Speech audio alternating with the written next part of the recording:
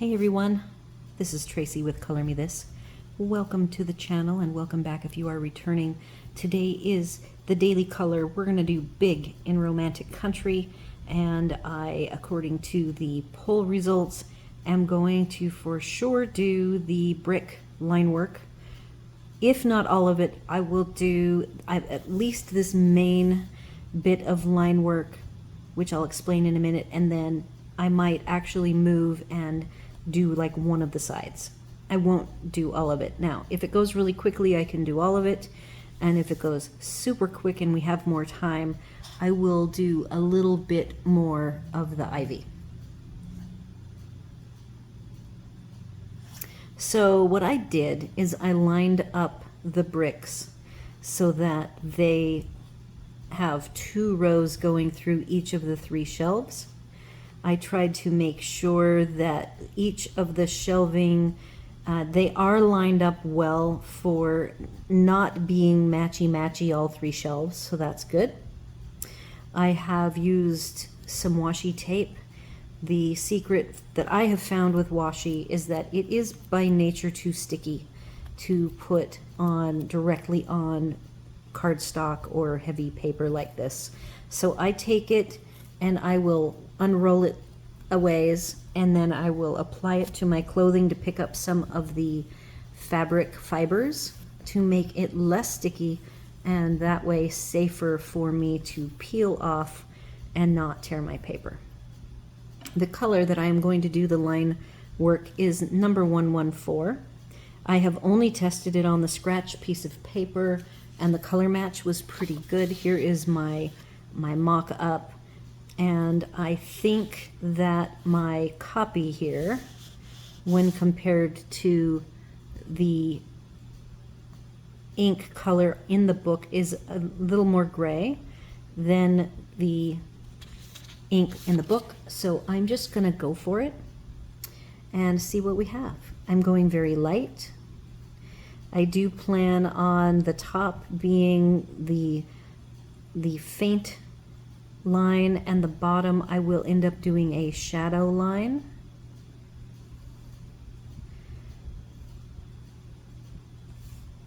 The shadow line I will freehand after I get all of the very faint lines drawn.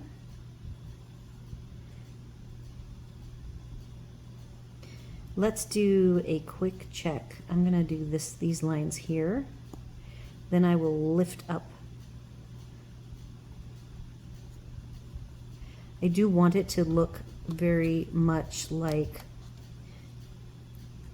there's my faint lines. They are a perfect color match.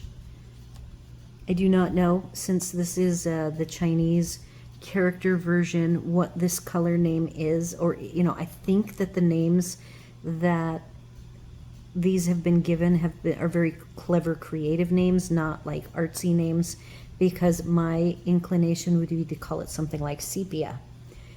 But I do not believe that it has that kind of a name. I am actually pulled back on my camera a bit so that I don't get to see through it. So I can only hope that it is going well, and it's always a surprise for me at the end of filming. When I, like yesterday, there are certain days that my camera, because I attach it each day, so it's always a little different. And yesterday I could tell it was a little bit funky as far as focusing, and I did not notice till the end that the camera, what I try to do is I sit here in my recliner and I compare it as much as I can horizontally to match the angle, not only horizontally but also it tilted, because my lap clipboard is tilted, and some days I do a better job of guesstimating than other days, and when I do, and I always seem to have, if it's going to be off, it's always on the side where the spine is. I think that as a non-coloring book colorer, that is been the most frustrating thing to get used to, is the spine, dealing with the spine. I also, and I don't know how you guys feel, somebody who colors just for the sake of coloring as a relaxation technique, not necessarily as an artistic endeavor.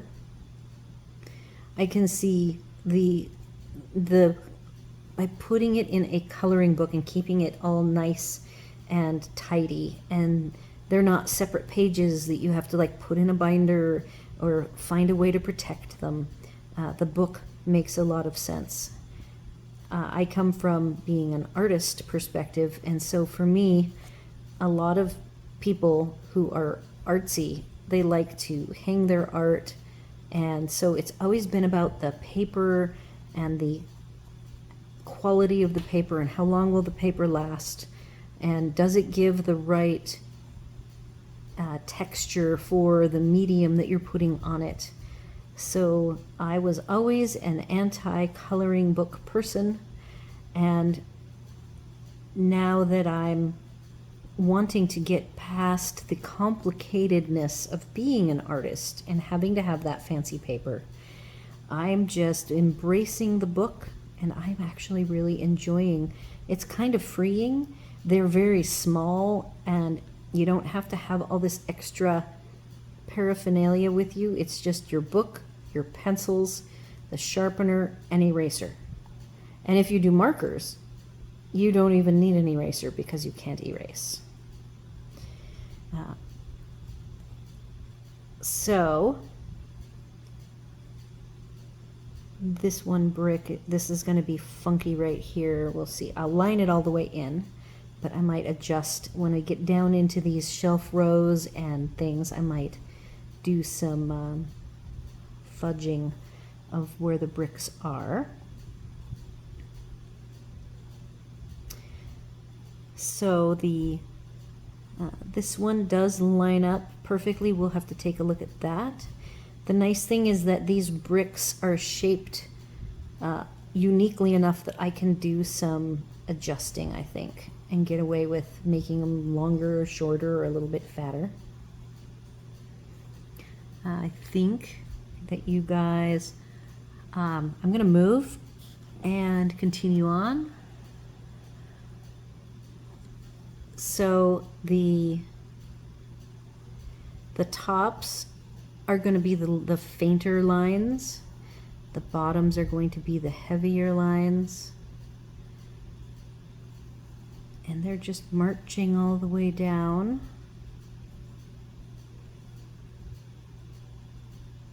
As I was saying, this shelf here is the one that does happen to line up perfectly, and I might be able to fudge this one. And the tops of these won't show. So once we take off the stencil, you'll be able to see. But ultimately, having only done, I mostly did all of my own line work, and a lot of people are intimidated by that. But if there's ever, let's say there's an image, you want to add a scene to it, you can absolutely do your own line work, like with these stencils. You can take and do an image.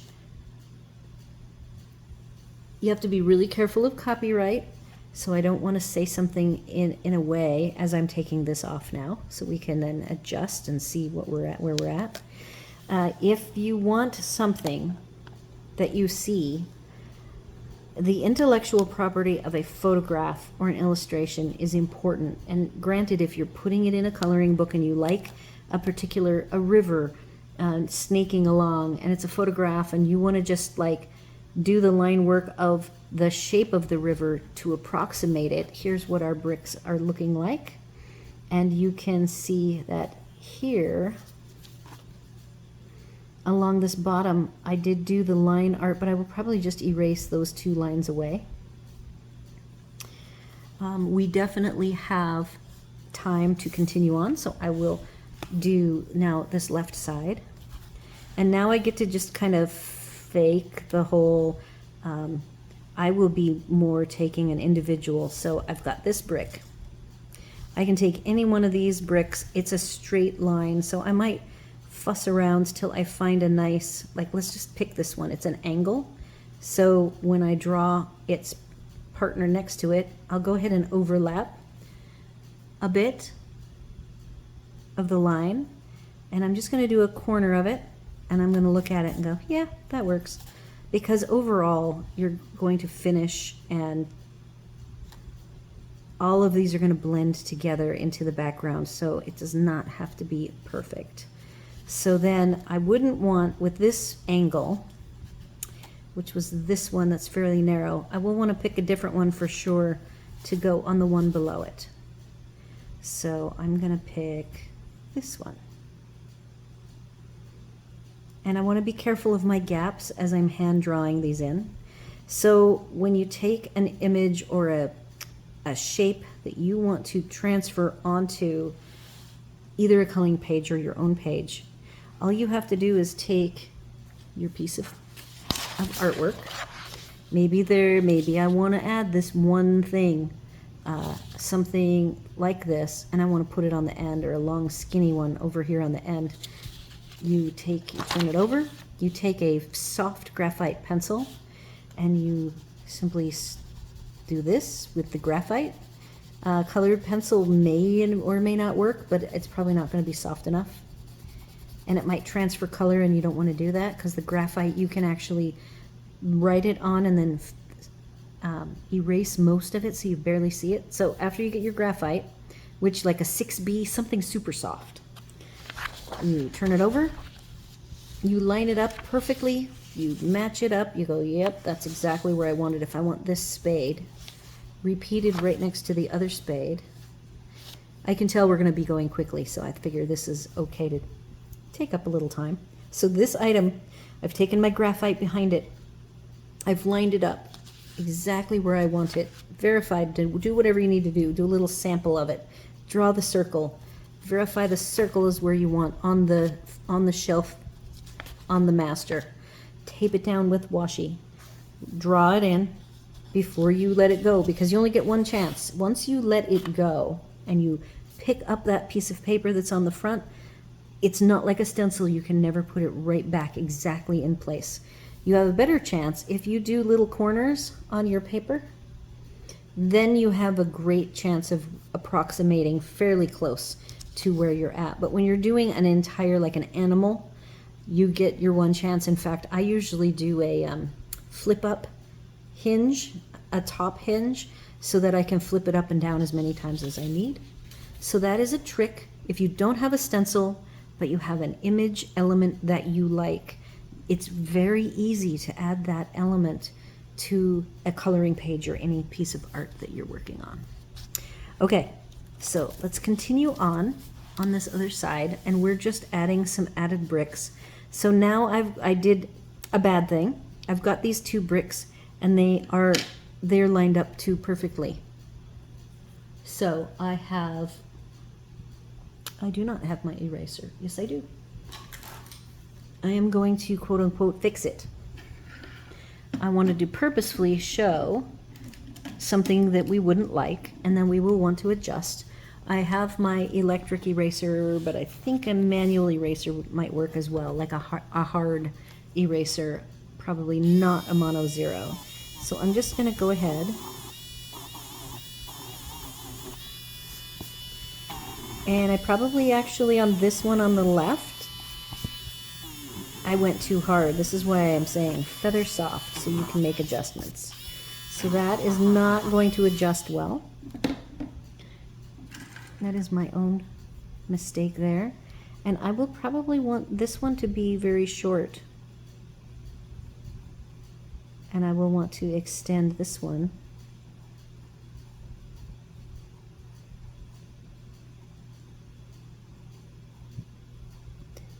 So that is what I am going to do for that particular set of bricks.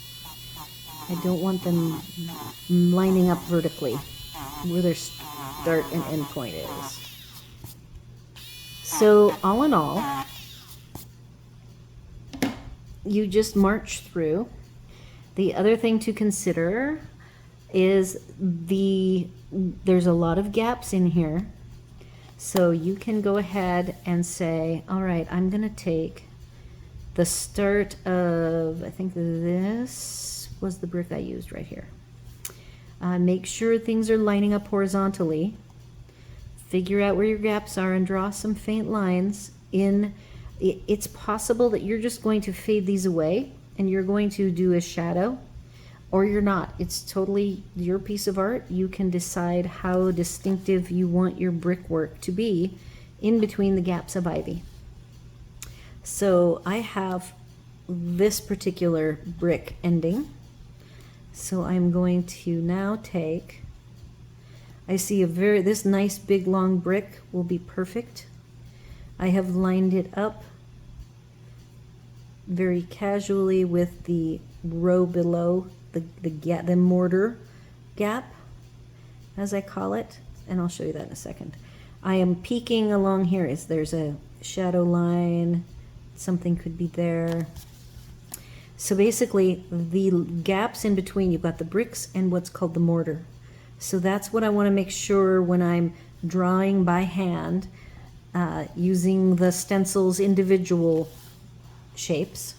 I just want to keep track that I don't get too narrow on my gaps. One thing I'm not liking is this little one that connected to this one. It's possible that I did not close the one that's going along where the shelf brace is. So I can do two things. I can erase some of this, and this is getting really picky, but I figure some people are going to want to be very precise, and some people are going to be very casual. But there, I like that shape of brick way better than the short stubby brick for that application. So that's what I'm going to talk about for the individuals. We're going to go all the way down, but I'm going to now pretend all the brick is there, and I want to start fine-tuning my highlight line, which is the top, and then do some shadow lines.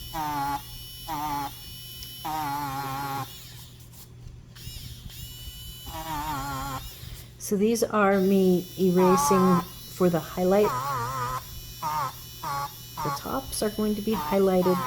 This one I got pretty crazy with and made that pretty dark. I was very good at making these top ones light.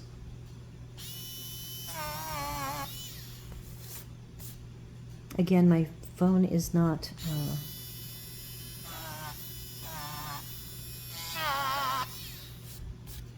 I can't see the top, so I'm hoping I'm not way off the page. Okay, then I see that along the pots I did not put any lines, just missed them. So I can either try to match up perfectly, I believe, let's see, which row is it? This is the row right here. So to make it easy on myself, I'm just going to draw my lines in along the pots. And I could close this like that, and then make this just march along, and there's a little faint line. So now I have my faint brick lines up, and I see now I need to do these lines. This top line was missing.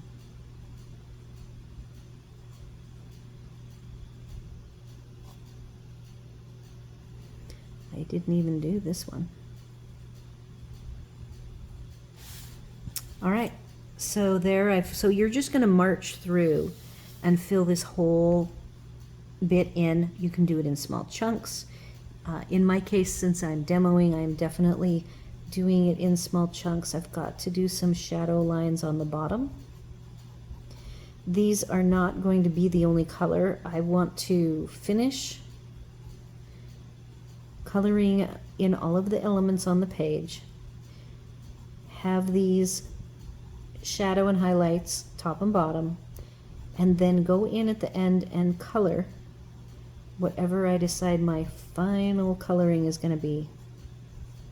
It might even look okay as is. I'm not sure that I will feel that I have to add a lot more detail at the end. It could be that just having the highlights on the top and the shadows on the bottom will be enough. There are some beautiful, soft, taupey tan colors in the Brutfuner Square palette that would be very nice. I have one out. Something like this, which is 64, might be a very nice brick color.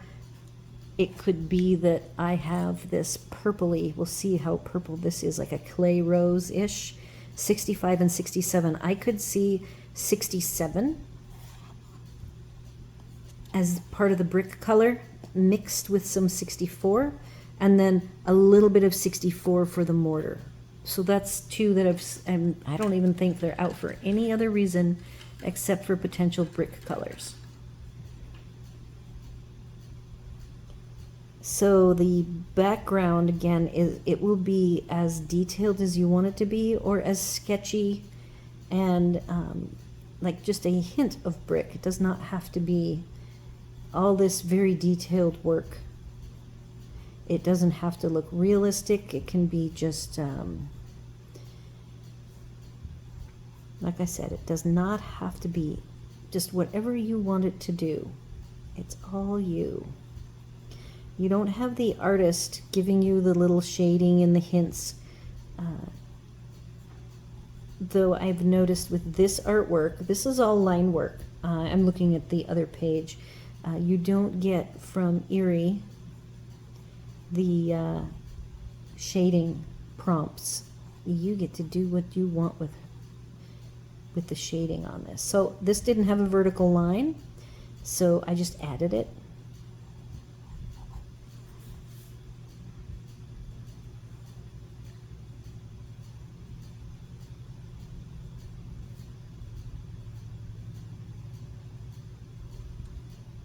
I am drawing with my hand way back on the pencil to ensure that I keep it feather light, because I've already noticed a couple of these lines were heavy and did not erase all the way. So that, I guess, cannot emphasize enough that going very light is your friend here, because you can make all sorts of tweaks and changes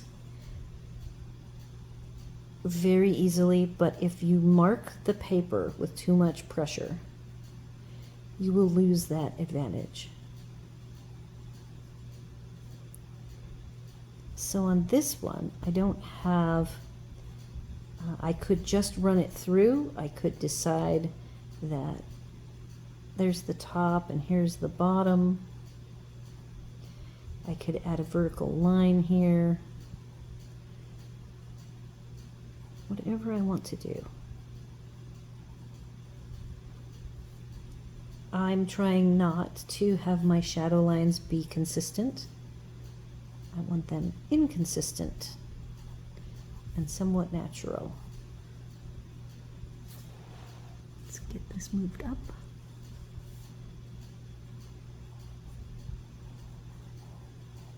So this is where what I've always been used to doing is line art. And the idea of coloring books and having the line art just there and all I have to do is color it in. That was my first experience with Copic markers, was the joy of just being able to color images. Stamped images were great. I did a ton of cards with them, still to this day. And my favorite thing to do, so I used to show horses. Then I sold the horse, injured my back, and promptly needed to find another hobby because I've always done hobbies. So in this new world at the time of not competing and traveling with a horse to different arenas around the Pacific Northwest and out of state, I started doing card making. My mom did as well. And I found fast friends in the card making community and started going to craft retreats. And that was a lot of fun. And so in that group of people was a Copic person, and that is how I got into Copics. And it was really fun because it was kind of going back to my art roots. And she would give me, she had these really cute stamped images. I remember one was a wizard, and so she let me do some stamping of that particular stamp. Now we've got the fringe, and I don't know how much I want the brick to show behind the fringe. I remember coloring that wizard. Oh, and I'm so slow. I've always been a slow colorist. I think that little wizard took me, you know, like 8 hours. And I don't think I owned very many Copics, so I had to borrow a couple from her to be able to flesh him out. There is what our brick looks like. I'm going to continue on now that I've got some of the shadowing. So now to me, it looks more like I had envisioned. So I will go back over here and start working down this wall. Since I am now no longer using the washi, I'm kind of a hoarder too. I'll take these washies and I will line them along my desk if I'm doing a project that needs washi. So there are probably still 6 or 8 pieces of washi, because washi lasts a long time and you can reuse it. It has no problem with being reused. Okay, so I've got a very long brick here. Then I have this long basket. So I definitely want to have a shorter brick. I could either use this brick, and I want it to come out. I need to make sure it's high enough. I will also probably do this. I will artificially shorten and really make this corner of this brick go long, like so. So that's what it's all about. It's just, and then I also want my brick, this is a pretty wide gap here, but I don't want, I mean, I could raise this up, so potentially very softly I'm raising it, and I will have to play with that. I'm okay with these 3 being all out of place in this corner. That's okay. So I have some cleanup there. Then I'm going to take this longer brick, start it down a little bit lower. I don't know. We'll see how that ends up. See the gap I've got? I don't like that. So this is where my analysis paralysis comes in, because I've got a nice big gap here, so I'm okay with that.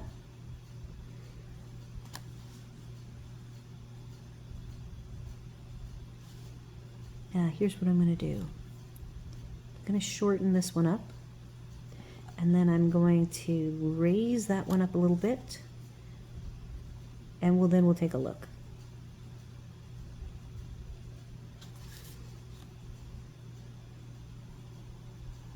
There's my shadow line and shadow line.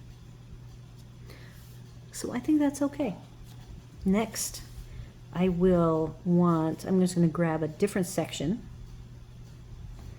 and I will take, I don't want these to line up so much, so I'll probably do this. Yes. So you're going to be marching down your page. It's kind of like when you do tile or wood planks on your floor, if you've not had the joy of that. you have to random. You do not want them all lined up. All right, I'm going to take another section.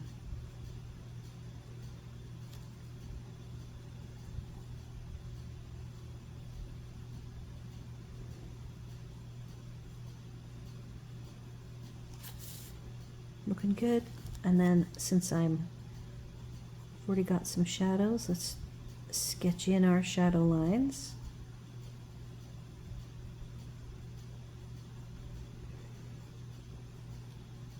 I want to say, if any of you are in North Carolina, I feel so sorry if you're in the western part of the state. Oh, it looks like such a mess. My friend is like 10 minutes north, maybe 10-15 minutes north of Asheville. And it just looks like a war zone. All the videos. And then, you know, everybody gets mad at people, Floridians, for living like on the Gulf Coast. Why would you live there where there's all this hurricane activity? And then you have people who live in these states that the hurricane ripped all the way up to their state, you know, 3 states north. So it's hard to know where to live. There is no safe place. Any place can be hit with weather. All right, so now I've got a little bottom ending here, but then there's this row. So these actually technically don't line up. This would be like an AI conundrum. We don't have too many fingers here, but we do have too many rows of bricks that don't make sense. So I have to decide if I want to fix that or not, because it's just that the gap, here's my wide gap. I might be able to erase my bottom shaded side and make it taller. So have it come down here. I'm just penciling this in lightly. Have those come down further. And can I still not quite lining up? And then this is a brick here. So these will be the, I still have to have the mortar. Okay, so let's just see if I can figure out what I'm going to do here. This very faintly would be the lineup with this brick. Huh? This is going to end up being a little off to the side project to redo this area.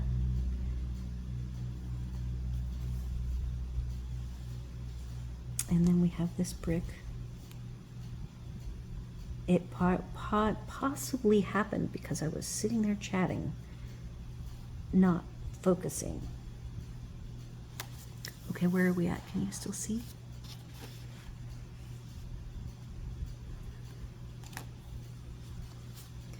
Okay, we're back to, I see right here is where this brick ends. So I'm going to do a nice long brick. I can actually see through this vellumish plastic.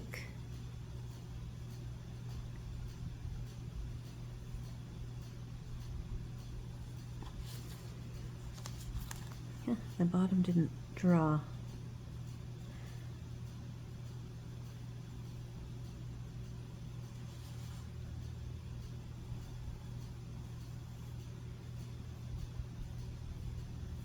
So the other interesting thing is that I'll have to look, my retreat that I attend every year, this is my first year not attending it. It is happening, I believe, in the second weekend of October, and it is actually 2 hours away from Western. It's in the Raleigh-Durham area, if it is happening in the same place this year. And boy, I wonder if they're going to have it delayed, or, I mean, this is all, you know, reservations have been made for months. So I don't know how that is going to work out. I will be heading, you know, North Carolina is near and dear to my heart. It's technically my, I guess, my home state because I've been traveling for so many years. Though Florida now is my home state. While I was a demonstrator, a traveling, roving demonstrator, every year I would go to the Stampin' Up! Demonstrator meetings that they have. Quarterly is what they call it. They're in North Carolina. I've been to the, so Hendersonville also got hit. Now that's south of Asheville. And that was my first retreat, was there. So I just feel so bad for them. Because this is definitely not what they signed up for when they moved there. This was not part of the deal. I mean, they get stormy weather and such. Oh, look at that one. It's very close. I forgot a line here.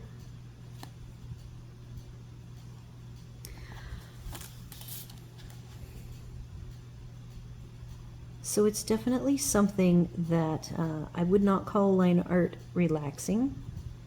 It's kind of just the necessary,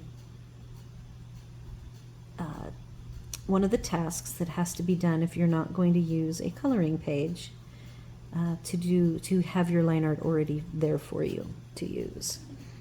We are going to adjust this brick. You could also just be taking your stencil and you just lay it out. I'm doing arbitrary bricklaying after the center was done. That's the other trick, working out from the middle. Do not start on the side. It's the same thing with tile or flooring in a home. You start in the middle of the room and you work your way out so that you don't have any surprises. And you know where everything is going to line up, and it does not look like it's artificially lining up with a wall.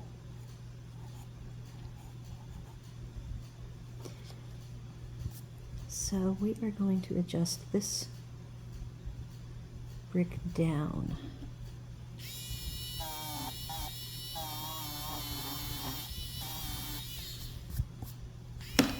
The other thing was, we haven't really talked about, you know, like this brick,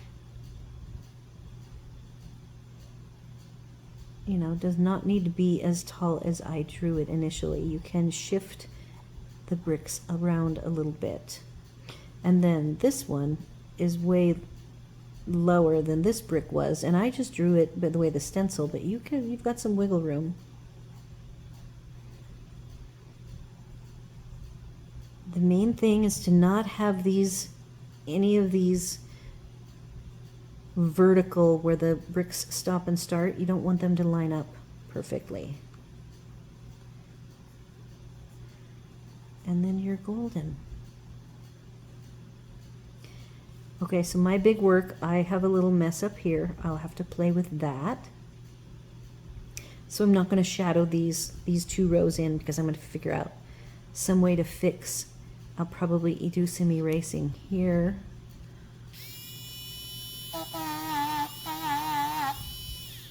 Okay. I hope that didn't mess up. I'm taking out my little mini erasers holder. Each size of eraser comes with an appropriately sized, oops, don't want to lose it. And I prefer this smaller size. The other size eraser is this size. Okay. Let's see if I mess this up at all.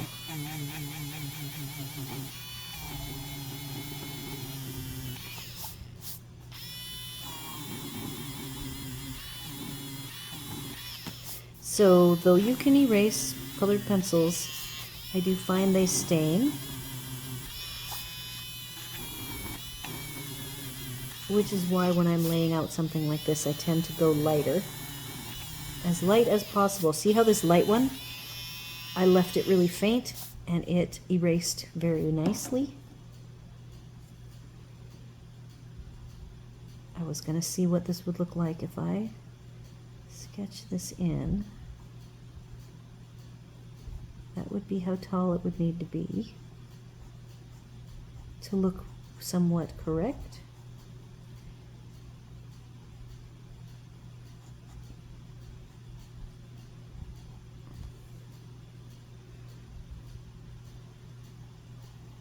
Not bad. I do need to end this one somewhere here.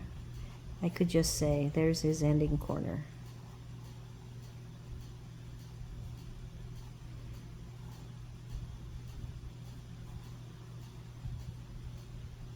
I think that I want. The only one I'm not happy with is, what am I going to do with that?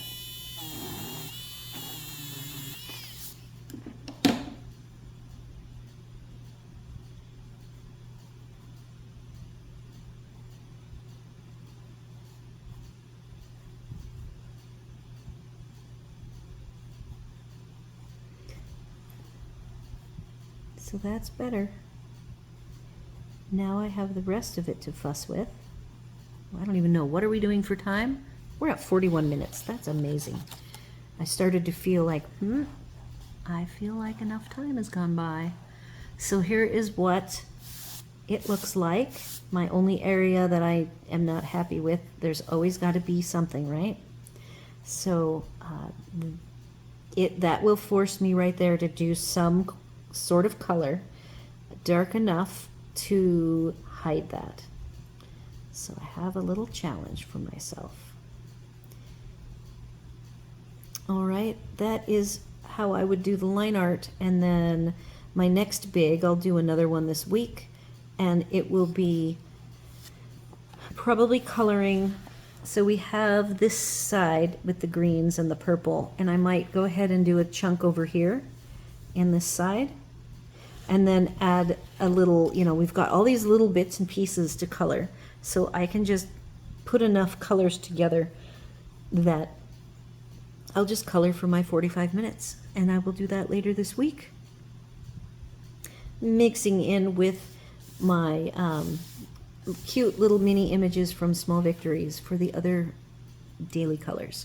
So do all of the YouTube things, like, share, comment, consider subscribing. Feel free to ask any questions that you might have. If you want to see line art demonstrated, I think I've got a video where I've walked through it, but I don't know, and I've probably walked through it more than once, but I am more than happy to do a dedicated line art where I do the line art versus the stencil. So let me know your thoughts on that, and I will see you tomorrow at the Daily Color. See you then.